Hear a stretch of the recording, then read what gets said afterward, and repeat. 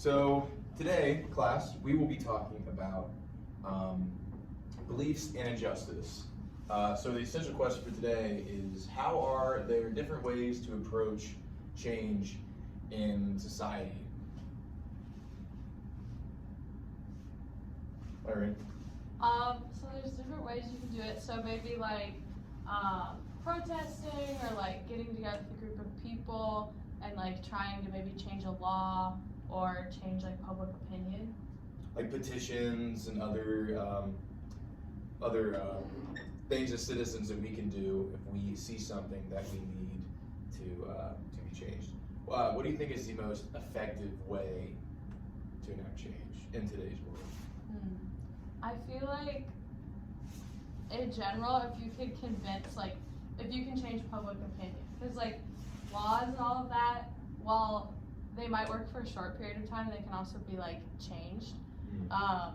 So I feel like if you can convince just like a majority of people that something's right, like since we live in a democracy, if most people think something, then You can change. You can change the government. I like your point that there's some things that might need to be changed. You can see like in today's world with certain amendments, say the Second Amendment, some people think that was, when that was written, it was written for that time specifically, and the amendment doesn't necessarily apply to today's world, or it could be changed. So we obviously know there's a lot of room for change in our world, but today we're going to talk specifically about what went on in the civil rights movement in the 60s. We're going to talk about Martin Luther King and Malcolm X and their different ideologies and how they went about enacting that change.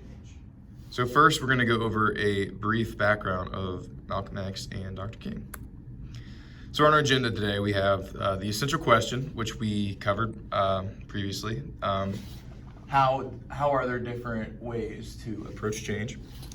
A little introduction, some key terms, the beliefs of the two, and then we're going to finish up with a comparison. So some key terms for today.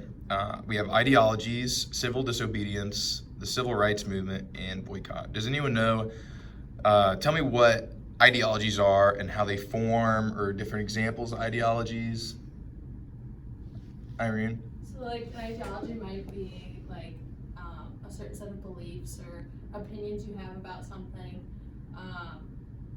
or like how you want something done. So like in the civil rights movement, like an ideology might be like whether you want to accomplish your goal peacefully or maybe like through other more radical or violent means. Very good, very good. Yeah, so everyone has a different ideology about different things, whether it be about school or politics. So it's all individual and it's all up to your own discretion. Civil disobedience is the next term. Based off the words civil and disobedience, what do you think that, when you combine the two, what do you think it means? It makes me think of something that, maybe the government doesn't want you to do or you're not. Civil disobedience is something that you're disobeying some sort of like social rule or even like legal rule. Yeah. So we'll look in more depth about Dr. King and more specifically his ideologies about civil disobedience and how he went about making change and the things he did to spark that change. Next up, the civil rights movement.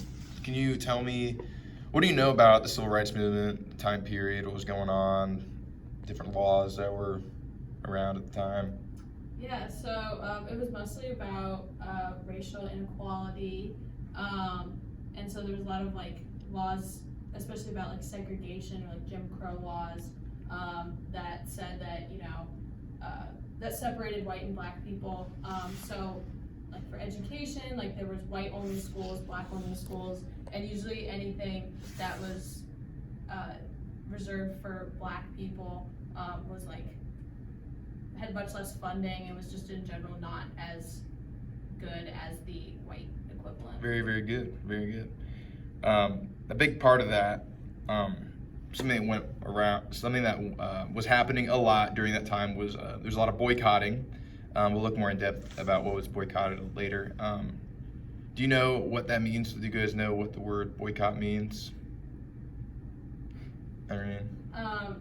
Usually it means like it's kind of like protesting against something, but usually it's like you won't, like if it's like a certain like service or like business, you won't use that business or service, usually so they don't get your money, is I think usually how it works. Now, follow-up question, is it more of a violent approach or a more peaceful approach? Usually more peaceful. Okay, that's interesting. So we'll look at that when we look more at Dr. King in a little bit. So we're going to look at the life and upbringing of Dr. King and Malcolm X. So Martin Luther King, he was born in Atlanta. He was a Baptist minister originally, a great speaker, very well educated. He was heavily influenced by the works of Gandhi. So that kind of ties into our civil disobedience part, where he taught to meet violence with words, and the laws that were enacted during the time, disobeying those laws in a nonviolent way. That was kind of his approach, as opposed to fighting violence with violence. He was very instrumental in the Civil Rights Act of 1964, and then he was later assassinated about 4 years later. And let's look at Malcolm X. So originally, when he was born in Nebraska, he had a little bit less fortunate of an upbringing. His father was hit by a car by presumed white people, presumed to kill him by hitting him by a car. So from that, poverty came about, less money to support him and his siblings. His mother was introduced to a psychiatric ward where she was there, and she lost custody of her kids. So Malcolm and his siblings all went to foster care. Overall, just not a very good family life and upbringing during that time. So after that, he engaged in criminal activity because he didn't have many people to influence him in the right direction. He later went on a pilgrimage to Mecca, where he converted to Islam. This was a huge influence on him, his Islamic faith, and he saw white people as inherently evil. So yeah, that's kind of a little background of the two and where they came from, kind of get you a sense or an idea of what they believed in and why they believed in what they did. So beliefs, like I mentioned, Martin Luther King had a more violent approach, meeting words with violence. Malcolm X, on the other hand, he thought that since he thought white people were inherently evil, he thought by any means necessary. He really preached self-defense, seeing his African-American brothers and sisters get treated the way they did. He thought the best way to combat that would be with a little more violence.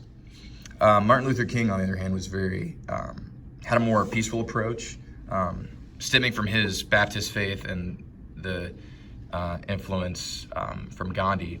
He led the Montgomery bus boycott, which was a civil protest to end segregation on buses, on the bus system. So he believed in that words and fighting violence with words is more of an effective and meaningful approach, trying not to stoop down to the level of the whites at the time. So one quote that I found really interesting from Malcolm X was, "Keep it between you and your God." Like I mentioned, he didn't believe that it was something about, it was an issue of religion or what religion you were. It is something just based off your skin color, which was true and very, very unfortunate. So next, we're gonna have a little video, and this kind of give a little bit more of an overview of their lives and their beliefs. And specifically, a number of comparisons between between Martin Luther King Jr. and Malcolm X. Essentially, we're going to compare the civil rights movement to itself and acknowledge that there are varying branches of this movement. And I want to thank my friends at Fiveable. Fiveable offers free reviews every week. I currently lead the reviews for AP US History. Go ahead and check them out at fiveable.me, or you can look in the description, or there will be a card in the video, because this is definitely a good resource for students preparing for the AP US History exam. When we're studying history, we have to compare things, and sometimes some specifics get lost in the comparison, but it's still a good thing to do. And you want to make sure to look at both similarities and differences. In this case, we're going to be looking primarily at the differences, but we also want to note at least one similarity, especially when you're writing an essay on your AP exam. So when we look at Martin Luther King and Malcolm X, first of all, they're both seeking to address problems with racism and inequality in the United States. It's a matter of how they chose to address it. So both of them have similar starting points because they see the same problem. They're going to propose different solutions. Now, for Martin Luther King, he wanted integration, okay? When you think about the I Have a Dream speech, all God's children, black men and white men, and everyone living together in harmony. Now, that is not what Malcolm X wanted. When he saw the problem with racism and inequality, he gravitated toward black nationalism, which you really can't blame him after his father had been brutally murdered by white supremacists. Martin Luther King followed. So, as I previously mentioned, as he just mentioned as well, Malcolm X thought they were inherently evil based on how he grew up, what happened to him. Mentioned his father was murdered. And Martin Luther King definitely had a more loving approach to this. But you can see how their upbringings, especially Malcolm X, led to how they chose to approach the issue of civil rights. The tradition of W.E.B. Du Bois, in the previous generation, one of the founders of the NAACP. Whereas Malcolm X was a disciple of Marcus Garvey. His father was a preacher and a known Garveyite. That was part of the reason why his father was killed by white supremacists. And so with that, we want to make sure that we're looking at that continuity. So on one hand, you've got W.E.B. Du Bois to Martin Luther King, this integrationist tradition that is looking to increase the rights of African Americans within the mainstream society, whereas Malcolm X is following this tradition of Marcus Garvey, and even before him to a certain extent, Booker T. Washington. Booker T. Washington emphasized self-help, and then Marcus Garvey was really the father of black nationalism, and Malcolm X was following in this tradition. And Martin Luther King focused on civil disobedience and nonviolence. When you think about the sit-ins and the marches and all of these things that are going on, that when somebody goes to a sit-in, they sit down, and if they get arrested, they go. They don't resist arrest. When the police in Birmingham brought the dogs and the fire hoses, they just took it. And of course, it did generate quite a bit of media attention when you saw people being attacked like this and not fighting back, and generated a great deal of sympathy. Now, for Malcolm X, he was more in favor of self-defense and reciprocity. Now, note, I'm not going to use the word violence, because when you really read what Malcolm X wrote and look at his speeches and you hear them and you really listen, there's nothing that Malcolm X is saying that was promoting violence, that is saying that violence is desirable. He's really not saying anything different than what the founding fathers said. You think about Washington and Jefferson and all of these people who fought for our liberties, that Malcolm X said that if somebody sicks a dog on me, I'm going to kill that dog. There is a famous iconic photo of Malcolm X with a high-powered rifle. He is looking out the window. He's looking through the blinds, and he's not looking for someone that he can go out and attack. He is doing that. He had that picture taken of him to show that he was willing to defend his family against threats that were coming specifically, in this case, from the Nation of Islam, which he had left. But Malcolm X said, look, that I'm willing to defend my rights, I'm willing to defend my family, that if violence is used against me, I will reciprocate. And that's distinct from Martin Luther King's doctrine of nonviolence. All right, class. So I cut that video a little short because it's pretty long, run out of time. So based off that and based off knowing their past and what how they were brought up, what are some key ideologies between? Let's start with MLK, and then we'll do Malcolm X over here. Okay.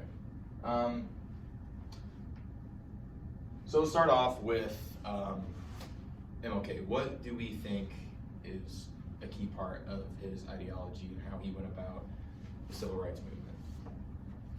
Irene? So most of his like work was pretty peaceful, and he tried to work with like within like the government and within like white people to achieve his goals of equality. Okay, so he's a peaceful man. He didn't want violence. As I mentioned in the video, neither of them wanted violence, but his response to that violence was definitely more peaceful. You mentioned his cooperation with whites. He was very instrumental in many policies where he worked together with cooperating white people who wanted the same thing as he did, or if they didn't want the same thing, he presented it his side of what he wanted in a very peaceful manner. So I'll write it down.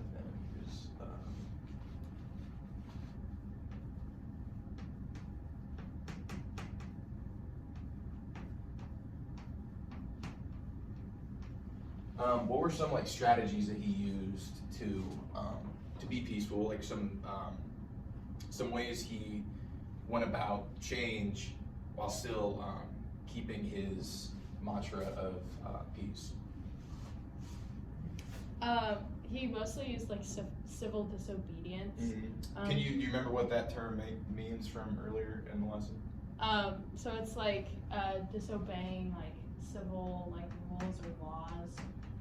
So like boycotting or like protesting. Very good. So we're gonna write down boycott as well. Why are boycotts effective, do you think?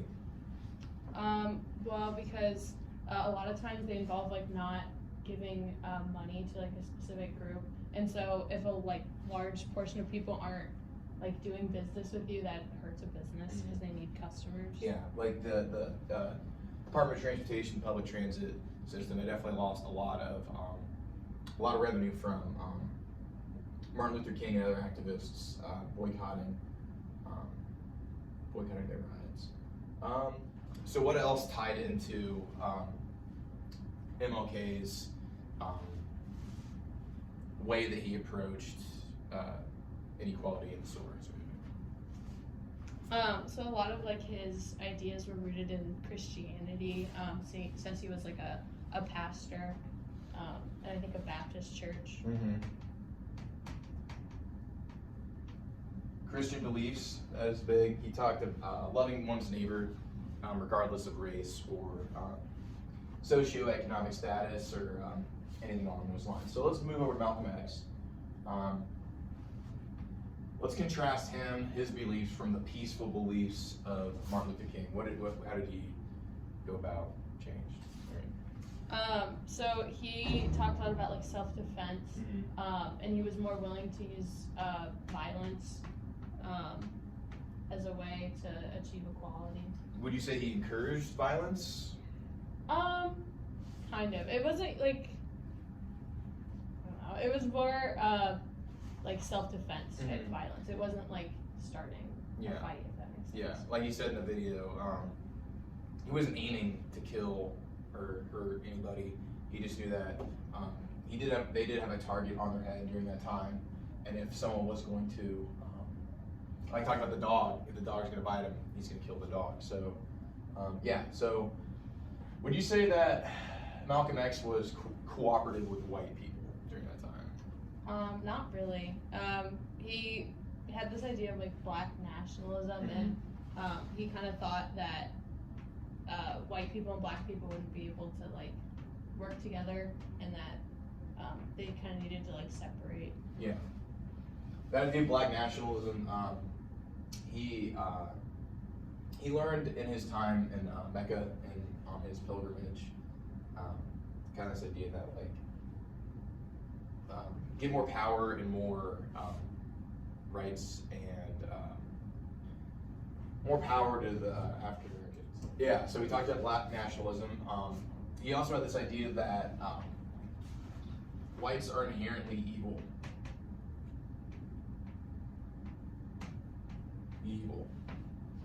So he didn't have the ability to cooperate with white people. He didn't really see that as an option because of what was going on to him and his brothers and sisters and friends and family. So this idea that all white people are evil was something that he definitely thought was true. So the boycotts over here with MLK. So MLK's Christian beliefs. Do you guys remember what race Malcolm X, not race, religion Malcolm X practiced? He was Muslim. Muslim? Yes, very good. So he was, he practiced Muslim, and during his time over there, like I said, he learned this idea that whites are inherently evil, and not that whites are more of the black nationalism aspect of self-defense, that if someone's going to come onto you, you have the right to defend yourself as a human being. So let's go in the middle here. So what would you say from knowing a little bit of background from that I said, maybe some background knowledge you have outside of class, what do you think that some things that the two share together? Well, they both grew up in like a very racist and like unequal America, and so they both had a lot of like personal experience with racism. Yeah, so around the same time period, civil rights movement. Like you said, a lot of experience with racism, whether it's Malcolm X's dad getting murdered by some white people in a car. What would you say? Do you guys know anything about their speeches, or what they? What would you say that they shared together that they were specifically good at, and that got people to listen to them? They would do a lot of like speeches, and they also would write a lot to try to like gather support from around the country. Yeah, speeches and writing. MLK worked with lawmakers and legislation to try to convince them to have the ability to vote. You know an example of, we all know the I Have a Dream speech. Something that's not as talked about as much is Malcolm X's speeches. Do you guys know any of those speeches? No? You know one? Isn't it, there's one that's called like the ballot or the bullet? Very good, very good. So he talked about, in Martin Luther King's speech, it was more like, I have a dream, brothers and sisters together, living in harmony, love for your neighbor. On the other hand, Malcolm X talked about, you either give us the ability to vote, and it wasn't necessarily saying you give us the ability to vote or we shoot you. It was more like, you treat us as equals, you stop harming us like we're less than human, or else you'll get the bullet, which ties into the voting. I think another thing to add is that they were just very influential. They're even today there are obviously their goal is not, they haven't, in today's world, what they sought to do isn't yet finished completely, although they did make great strides during this time. There's still definitely a little bit of racial inequality in our world today, but their practices, their speeches and what they said definitely still hold influence. So the last thing I want to talk about, what do we think is the most effective strategy to enact change? Is it more of a Malcolm X approach,